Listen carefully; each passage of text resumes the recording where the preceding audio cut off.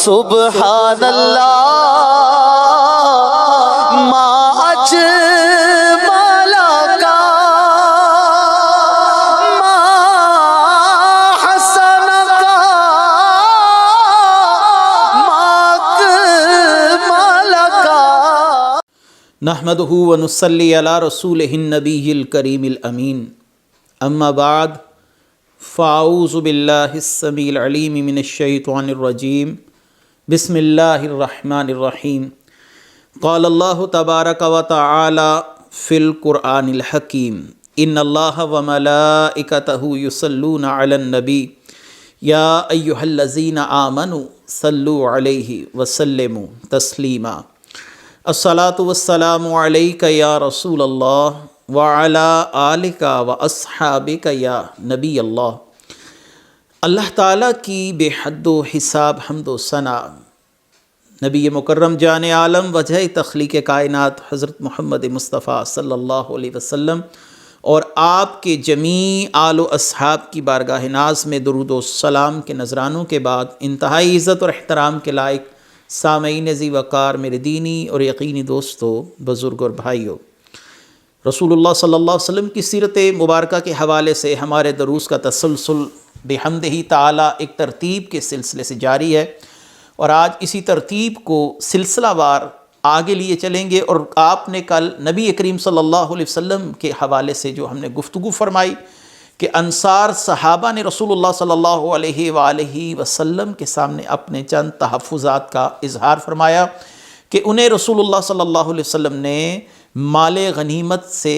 ایسے وافر حصہ کیوں نہیں عطا فرمایا جیسا کہ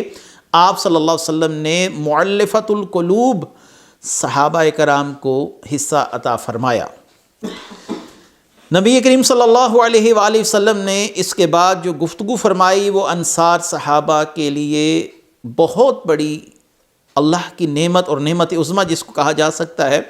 وہ تھی کہ رسول اللہ صلی اللہ علیہ وسلم نے انصار سے اپنی محبت کا اظہار فرمایا اور انصار کے مقام و مرتبے کو بیان فرمایا۔ اس سے آگے گفتگو ہم لیے چلتے ہیں، اس سے آگے چند ایمان افروز واقعات بھی ہیں اس مرحلہ پر، لیکن ہم اختصار کے ساتھ صرف ایک یا دو واقعات پر ہی اکتفا کریں گے، اور آگے آج انشاءاللہ العزیز ہم سن 8 ہجری تک کے واقعات کو مکمل کر پھر 9 ہجری اور اس کے بعد 10 اور 11 ہجری کے ربیع الاول میں رسول اللہ صلی اللہ علیہ وسلم کا وصال مبارک ہوا۔ تو اس کا مطلب ہے کہ رسول اللہ صلی اللہ علیہ وسلم کی حیات مقدسہ کے حوالے سے اب اس درس کے بعد گویا کہ ہمارے پاس 2.5 سال رسول اللہ صلی اللہ علیہ وسلم کی حیات مقدسہ کے وہ بچیں گے کہ جو ہم نے رسول اللہ صلی اللہ علیہ وسلم کی حیات ظاہری کے ادوار کو بیان کرنا ہے، اور اس کے بعد انشاءاللہ العزیز سیرت مبارکہ کے حوالے سے ہمارے دروس جو ہیں وہ اختتام کی طرف جائیں گے۔ نبی کریم صلی اللہ علیہ وآلہ وسلم مقام جعرانہ پر تھے، اور حضور صلی اللہ علیہ وسلم کے پاس ایک بدو شخص، ایک اعرابی آیا اور اس نے کہا الا تنجز لی ما وعدتنی، آپ نے جو وعدہ میرے ساتھ کیا اس کو پورا نہیں کیا۔ حضور صلی اللہ علیہ وسلم نے فرمایا تمہیں خوشخبری ہو، اور وہ بار بار کہتا رہا کہ مجھ سے جو آپ نے وعدہ فرمایا اسے ابھی تک پورا نہیں فرمایا۔ غالباً اس کا اشارہ جنت کی طرف تھا۔ رسول اللہ صلی اللہ علیہ وسلم نے فرمایا من قال لا الہ الا اللہ فقد دخل الجنہ، جس نے لا الہ الا اللہ کہا اللہ اس کو جنت میں داخل فرمائے گا۔ گویا وہ اس متعلق رسول اللہ صلی اللہ علیہ وسلم سے کوئی خوشخبری یا صراحتاً کوئی بات سننا چاہ رہا تھا۔ آپ صلی اللہ علیہ وسلم ابشر کا کلمہ فرماتے رہے، لیکن اس شخص نے رسول اللہ صلی اللہ علیہ وسلم سے اسی بات کا تقاضا جاری رکھا، یہاں تک کہ رسول اللہ صلی اللہ علیہ وسلم کے چہرہ اقدس پر ناگواری کے اثرات نظر آنے لگے۔ تو آپ صلی اللہ علیہ وسلم نے حضرت ابو موسیٰ اشعری اور جناب سیدنا بلال رضی اللہ تعالیٰ عنہ کو فرمایا اس شخص نے میری بشارت کو مسترد کر دیا، تم دونوں اس کو قبول کرو۔ پھر حضور صلی اللہ علیہ وسلم نے ایک پانی کا پیالہ منگوایا اور اس پانی کے پیالے میں اپنے دونوں دست مبارک اور اپنا چہرہ اقدس دھویا، اور آپ صلی اللہ علیہ وسلم نے اس پانی کے اندر اپنی کلی فرمائی، اور آپ صلی اللہ علیہ وسلم نے فرمایا اسے پیو اور اپنے جسم پر اس پانی کو چھڑک لینا۔ نبی کریم صلی اللہ علیہ وسلم کی اس گفتگو کا معاملہ جب سیدہ ام سلمہ تک پہنچا تو آپ نے سیدنا ابو موسیٰ اشعری اور سیدنا بلال رضی اللہ تعالی عنہ کو پیغام بھیجا، افضل لأمکما، کہ یہ جو رسول اللہ صلی اللہ علیہ وسلم سے تمہیں تبرک پہنچا ہے وہ اپنی والدہ یعنی میرے لیے بھی بچا کے رکھنا۔ چنانچہ ان افراد نے اس پیالے میں سے پانی کو تناول فرمایا اور باقی بچا ہوا پانی سیدہ ام سلمہ رضی اللہ تعالی عنہا کی خدمت میں روانہ کر دیا۔ نبی کریم صلی اللہ علیہ وآلہ وسلم کے اس مقام پر انتہائی قوت برداشت کا آپ ایک واقعہ بھی سماعت فرمائیں گے کہ آپ صلی اللہ علیہ وسلم کو اللہ تعالیٰ نے کتنا حلیم الطبع بنایا تھا۔ اسی مقام پر نجران سے بنی ہوئی ایک چادر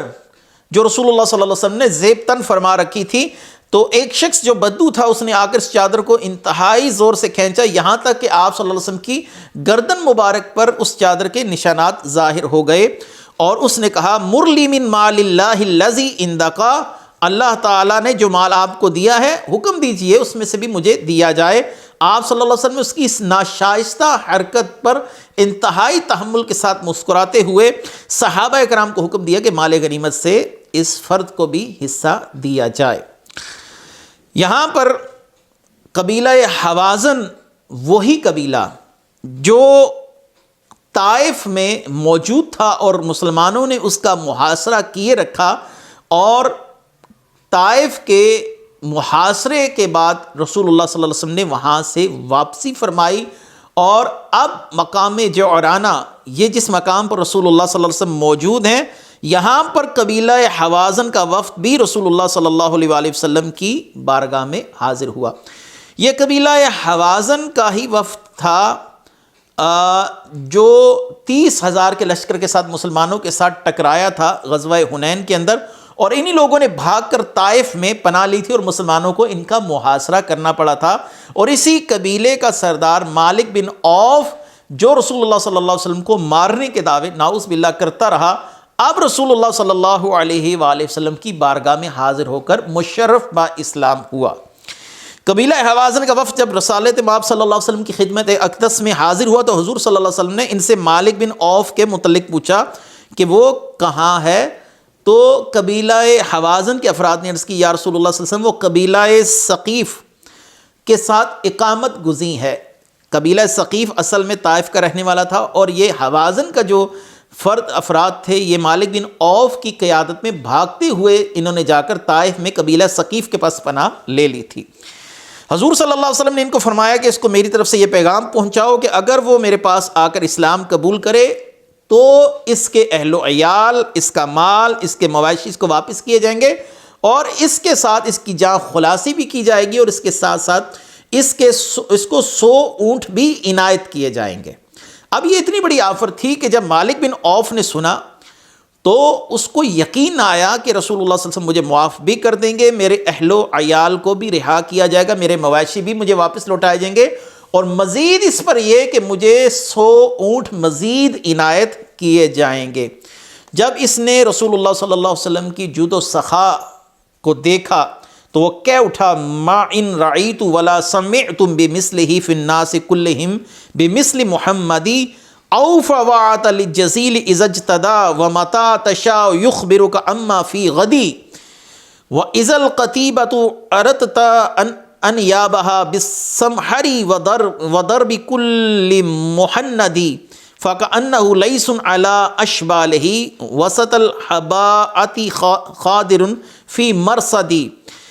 کہ تمام لوگوں میں محمد مصطفیٰ صلی اللہ علیہ وسلم کا مثل کوئی نہیں، میں نے دیکھا نہ ہی میں نے سنا ہے۔ اور وہ اپنا وعدہ پورا فرمانے والے ہیں، جب کوئی شخص ان سے عطیہ مانگتا ہے تو اس کو عطا فرماتے ہیں، جب تو چاہے وہ تجھے آنے والے کل کی خبر بھی بتلا دیتے ہیں کہ کل کیا ہونے والا ہے۔ اور یاد رکھیے کہ یہ رسول اللہ صلی اللہ علیہ وآلہ وسلم کی بارگاہ میں اشعار پڑھے گئے ہیں وَمَتَا تَشَاءُ يُخْبِرُكَ أَمَّا فِي غَدِي، کہ جب تو چاہے تجھے یہ بات بتا دی جائے گی کہ رسول اللہ صلی اللہ علیہ وسلم کل کیا ہونے والا ہے، اور آپ صلی اللہ علیہ وسلم اس بات پر مطلع ہے۔ تو جب یہ رسول اللہ صلی اللہ علیہ وسلم کے سامنے پڑھی جا رہی ہے، کہی جا رہی ہے یہ منقبت، تو پھر آپ صلی اللہ علیہ وسلم کی اس میں تائید بھی شامل ہے۔ تو اس کا مطلب یہ ہے کہ رسول اللہ صلی اللہ علیہ وسلم کے لیے یہ عقیدہ رکھنا کہ آپ آنے والے واقعات کے متعلق جانتے ہیں، یہ شرک نہیں ہے۔ جب کسی لشکر کا دستہ اپنے دانتوں کو طاقتور نیزے سے اور ہندی تلواروں کے ساتھ مضبوط کرتا ہے تو رسول اللہ صلی اللہ علیہ وسلم اس کے ساتھ شیر کی مانند ہوتے ہیں جو اپنی کچھار میں بیٹھا ہوا اور اپنے غبار میں لپٹا ہوا اور اپنے بچوں کی حفاظت کر رہا ہے۔ رحمت عالم صلی اللہ علیہ وسلم نے مالک بن عوف کو ان لوگوں کا امیر مقرر کیا کہ جو اس کے قبائل سمالہ، سلم اور فہم میں مشرف با اسلام ہو گئے تھے۔ وہ ان نو مسلم مجاہدوں کو دیکھ کر ثقیف کے ساتھ نبرد آزما ہوا کرتا تھا۔ جب بھی ان مویشیوں کے گلے باہر نکلتے یہ ان پر حملہ کر کر ان سے چھین لیا کرتا۔ یہ وہی شخص ہے جو چند روز قبل ہی اپنے 30,000 کے لشکر کے ساتھ مسلمانوں کا نام و نشان مٹانے کے لیے مستعد نظر آتا ہے، اور اب رسول اللہ صلی اللہ علیہ وآلہ وسلم کے حلقہ غلامی میں داخل ہو کر آپ صلی اللہ علیہ وسلم کے عشاق میں شامل ہو چکا ہے۔ اسی مقام پر ایک بہت بڑے فتنے کی طرف بھی رسول اللہ صلی اللہ علیہ وسلم نے اشارہ دیا۔ ذوالخیسرہ تمیمی، یہ خوارج کا باپ ذوالخیسرہ تمیمی، جس نے رسول اللہ صلی اللہ علیہ وسلم پر اعتراض کیا،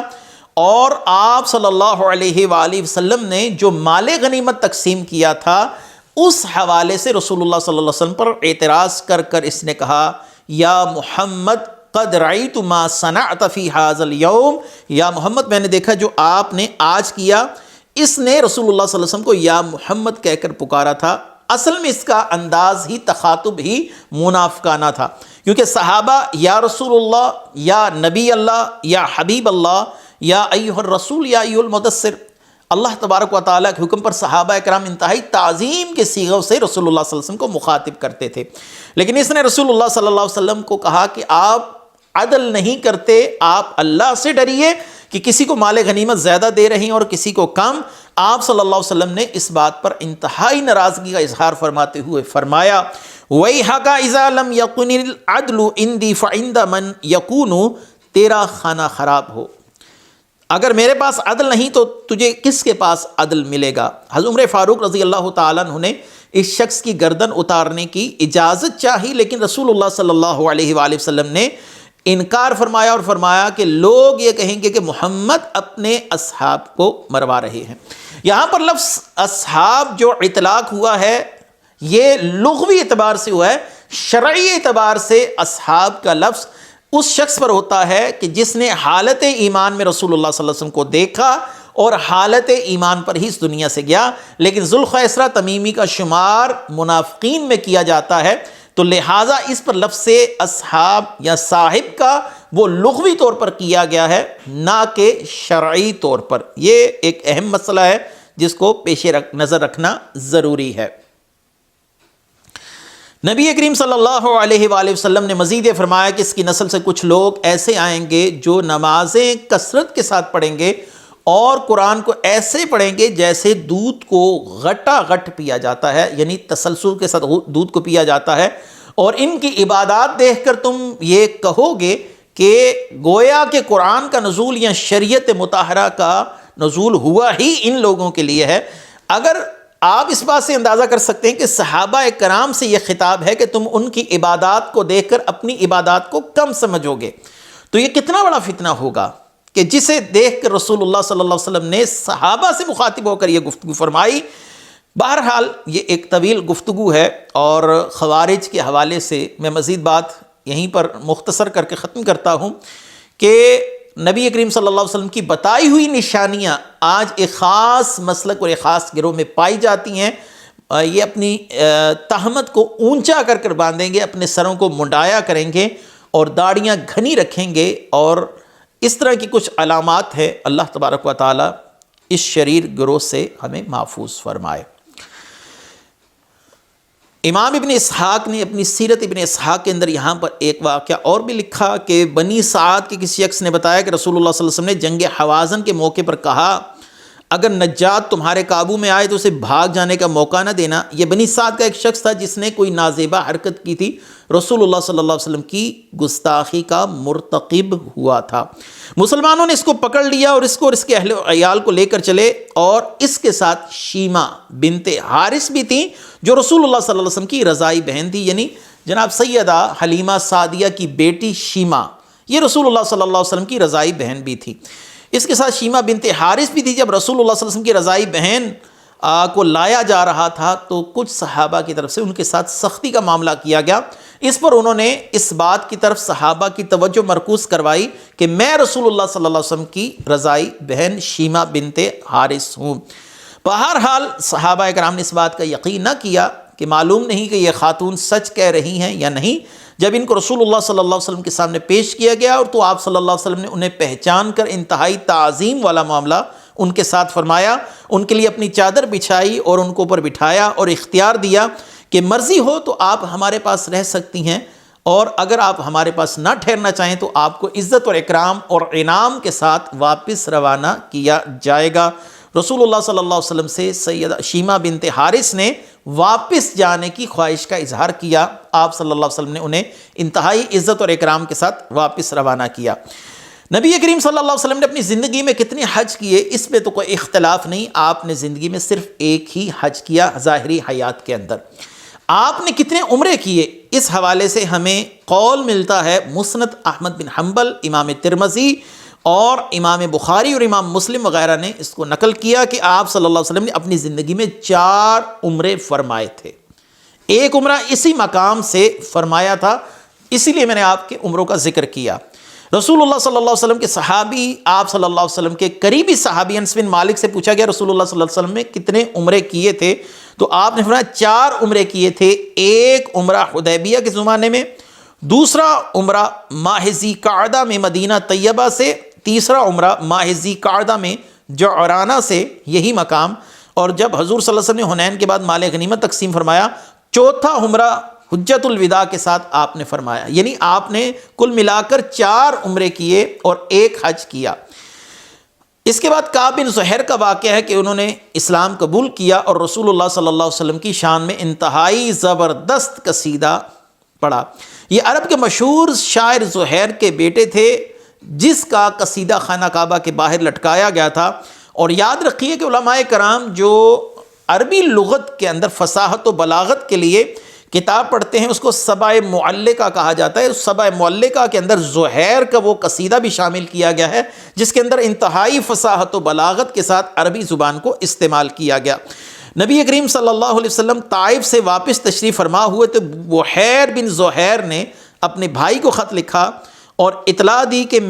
اسے اطلاع دی کہ رسول اللہ صلی اللہ علیہ وسلم نے کئی ایسے شعراء کو موت کے گھاٹ اتار دیا ہے جو نبی کریم صلی اللہ علیہ وسلم کی توہین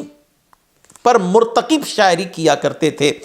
تو لہٰذا رسول اللہ صلی اللہ علیہ وآلہ وسلم کی خدمت میں حاضر ہو کر اسلام قبول کر لے، تیری جان خلاصی ہو جائے گی۔ بحیر،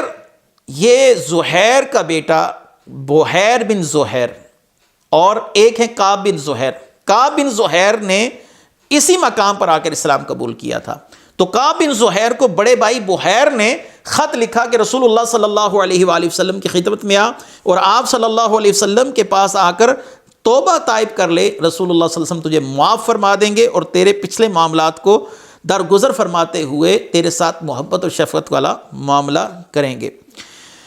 کعب بن زہیر نے جب اپنے بڑے بھائی بحیر بن زہیر کا خط پڑھا تو اس کے لیے زمین تنگ پڑ گئی، کیونکہ وہ بڑھتے ہوئے اسلام کے قدموں کو جانتا تھا اور ہر طرف اسلام کے پرچم لہرا رہے تھے۔ اب اسے یہ خوف ہوا کہ میں جہاں بھی جا کر چھپا کوئی نہ کوئی صحابی مجھے آ کر مار دے گا، لہٰذا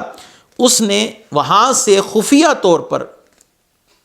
چھپ کر نبی کریم صلی اللہ علیہ وسلم سے ملنے کا قصد کیا، چھپ کر اس لیے کہ کہیں مجھے کوئی پہچان نہ لے اور رسول اللہ صلی اللہ علیہ وسلم تک پہنچنے نہ دے اور راستے میں مجھے قتل نہ کر دیا جائے۔ نبی کریم صلی اللہ علیہ وسلم کی خدمت میں بڑی ہی مشکل کے ساتھ کعب بن زہیر پہنچے اور رسول اللہ صلی اللہ علیہ وسلم سے سب سے پہلے امان طلب کی، اپنی گزشتہ غلطیوں پر توبہ کرتے ہوئے اسلام قبول کیا۔ نبی کریم صلی اللہ علیہ وآلہ وسلم نے کعب بن زہیر کو قبول فرما لیا اور کعب بن زہیر نے اس موقع پر بہت ہی خوبصورت قصیدہ رسول اللہ صلی اللہ علیہ وسلم کی شان میں بیان فرمایا۔ اس قصیدے کو بانت سعاد کہا جاتا ہے۔ یہ بڑا مشہور قصیدہ ہے، تمام حدیث کی کتابوں میں کعب بن زہیر کے اس قصیدے کو نقل کیا گیا۔ اس کے میں 2 اشعار آپ کے سامنے پیش کرتا ہوں۔ ان الرسول لنور یستضاء به محند من سیوف اللہ مسلول، نبئت ان رسول اللہ اوعدنی والعفو عند رسول اللہ معمول۔ بے شک رسول اللہ نور ہیں جن سے روشنی حاصل کی جاتی ہے، حضور اللہ کی تلواروں میں سے ایک بے نیام تلوار ہیں۔ مجھے بتایا گیا کہ رسول اللہ صلی اللہ علیہ وسلم نے میرے متعلق دھمکی دی ہے، یعنی مجھے چھوڑا نہیں جائے گا، لیکن اللہ کے رسول سے عفو و درگزر کی توقع کی جا سکتی ہے۔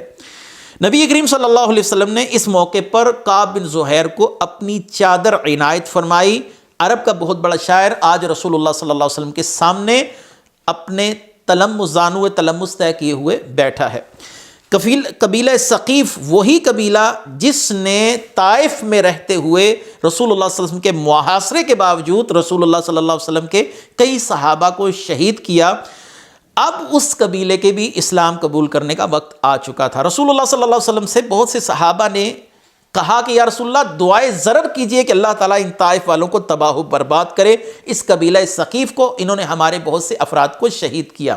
لیکن رسول اللہ صلی اللہ علیہ وسلم نے ہمیشہ فرمایا اللہم اہدی ثقیفا وأتی بہم، اے اللہ ثقیف کے لوگوں کو ہدایت عطا فرما اور ان کو میرے پاس لے کر آ۔ نبی کریم صلی اللہ علیہ وآلہ وسلم کی بارگاہ میں قبیلہ ثقیف کا وفد پہنچا اور رسول اللہ صلی اللہ علیہ وآلہ وسلم کے ساتھ ملاقات کے بعد مشروط اسلام قبول کرنے کی حامی بھری۔ مشروط یہ ہے کہ رسول اللہ صلی اللہ علیہ وآلہ وسلم کے ہاتھوں ہم اسلام تو قبول کرتے ہیں، لیکن ہماری 2 شرائط ہیں۔ ایک شرط یہ ہے کہ ہمارے بتوں کو نہیں توڑا جائے گا اور ان بتوں کو کم و بیش 3 سال تک ہاتھ نہیں لگایا جائے گا، تاکہ ہمارے لوگ جو ہیں وہ فوراً ہی بغاوت کا علم بلند نہ کر دیں۔ دوسرا یہ ہے کہ ہمیں نماز کے معاملے میں معافی دی جائے گی۔ رسول اللہ صلی اللہ علیہ وسلم نے دونوں شرائط قبول نہیں فرمائی۔ آپ صلی اللہ علیہ وسلم نے فرمایا اما الصلاۃ فلا خیر فی الدین لا صلاۃ فیہ، رہی نماز تو سن لو کہ دین میں کوئی خیر نہیں ہے جس میں کوئی نماز نہیں ہے۔ نماز نہیں چھوڑی جائے گی، نماز تو تمہیں باقاعدگی سے پڑھنی ہی پڑے گی۔ رہا بت کا معاملہ تو بت توڑا جائے گا اور فوراً توڑا جائے گا۔ انہوں نے کہا ٹھیک ہے آپ 2 سال رعایت برتیے، آپ صلی اللہ علیہ وسلم نے فرمایا نہیں۔ انہوں نے کہا کہ ہمیں 1 سال کی مہلت دیجئے، آپ نے فرمایا نہیں، یہاں تک کہ 6 مہینے سے 3 ماہ اور 3 ماہ سے 1 ماہ اور 1 ماہ سے 1 ہفتہ اور 1 ہفتے سے 1 یا 2 دنوں تک بات آگے، لیکن رسول اللہ صلی اللہ علیہ وسلم نے انہیں مہلت دینا گوارا نہ کی، اور اس کام کے لیے کہ اس بت کو توڑ دیا جائے جس کی یہ لوگ پرستش کر رہے تھے، رسول اللہ صلی اللہ علیہ وسلم نے مغیرہ بن شعبہ اور سیدنا ابو سفیان رضی اللہ تعالی عنہ کا انتخاب فرمایا۔ حضرت مغیرہ بن شعبہ رضی اللہ تعالی عنہ نے فوراً جاتے ساتھ ہی اپنے کلہاڑے سے اس بت کو پاش کر دیا، اور وہاں پر موجود عورتیں ننگے سر روتی ہوئی باہر نکل آئیں، لیکن صحابی رسول نے کسی طور پر بھی اس بت کو توڑنے میں کسی ہچکچاہٹ کا مظاہرہ نہیں فرمایا۔ یہ تھے سن 8 ہجری کے اہم واقعات۔ ان 8 ہجری کے اہم واقعات کے حوالے سے تو آپ نے مختصراً مگر جامع طور پر گفتگو کو سماعت فرمایا، لیکن 8 ہجری کے اندر چور کا ہاتھ کاٹنے کی سزا کا بھی نفوذ ہوا۔ جزیرہ عرب میں کوئی باقاعدہ حکومت نہیں تھی،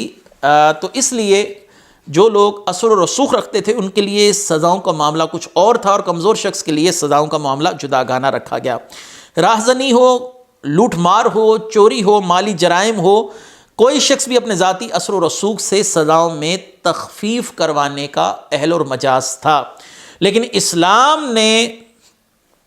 اس موقع پر سب کے لیے سزا ایک ہی رکھی، یہاں تک کہ رسول اللہ صلی اللہ علیہ وسلم نے فرمایا لو سرقت فاطمہ بنت محمد لقطعت یداہا، اگر محمد صلی اللہ علیہ وسلم کی بیٹی فاطمہ بھی چوری کرتی تو اس کا بھی ہاتھ کاٹا جائے گا۔ اصل میں یہ اسی ایک طبقاتی تقسیم کو ختم کرنے کے لیے بات کہی گئی کہ امیر کے لیے قانون اور غریب کے لیے قانون، اور اللہ تعالیٰ نے قرآن کریم میں ارشاد فرمایا والسارق والسارقات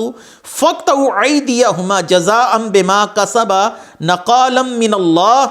اور چوری کرنے والے اور چوری کرنے والی کے ہاتھ کاٹ دیے جائیں گے، یہ بدلہ ہے اس چیز کا جو انہوں نے عمل کیا۔ سورہ مائدہ کی آیت نمبر 38 ہے، اور اس کے بعد شراب کی حرمت کا قطعی